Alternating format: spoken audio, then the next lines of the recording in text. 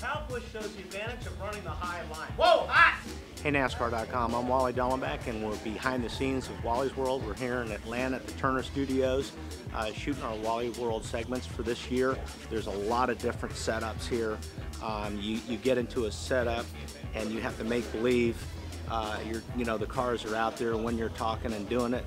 Is it comfortable? Yes. Is that the answer you're looking for? These guys and the computers all come back and put it together. It's amazing, the finished product, but it's worth doing because they're really, really cool. And that little contact can become big if you're already loose. We were talking about upcoming season, what can we do that's going to be big, what's going to be impactful, what's going to be highly entertaining. So we thought we want to do something with Wally. Great guy, he's a great personality, really kooky.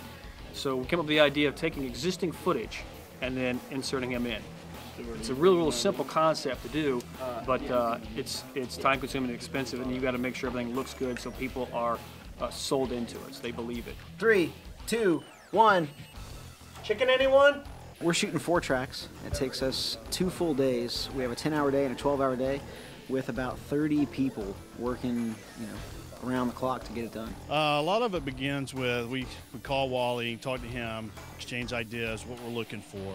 Obviously, our 6 tracks is what we're focusing in on the most, and what works. What do we want to talk about at Sonoma? What do we want to talk about at Chicago? What things can we educate the fans in on, as well as be entertaining in the same sense? Like if he's talking about the hairpin turn at Sonoma, trying to find appropriate shots in the hairpin turn, or if we're talking about drafting off of somebody at Michigan or whatnot, trying to find the appropriate video and ways that we can incorporate Wally in those shots. So here's what we have right now is I'm adding a 5-second freeze. It's really difficult to pull off, and it's the physics that get us the most. We're in a room that's 100 by 50, and we're trying to match camera angles on basically a 2-mile track. So for us, we end up positioning cameras, 20 feet off the ground, right next to the grid.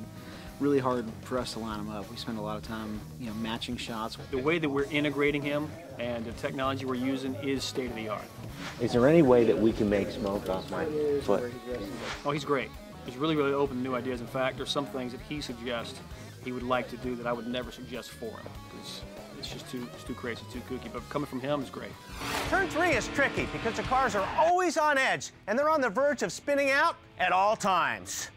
Whoa! The one thing we wanted to do is be really entertaining and out-of-the-box thinking, and integrate Wally a whole lot more with what's going on the track. So we've done a lot of stuff. He's popping out of a car window, which will be very fun, and riding on a car around the track and things like that. We're trying to get him to have some fun with it, and I think when fans actually see the end product, they're going, holy, how did that, how does all that happen? Thanks for hanging out with us at NASCAR.com, and if you want to check out Wally's World, watch TNT Summer Series, or you can check them out on NASCAR.com.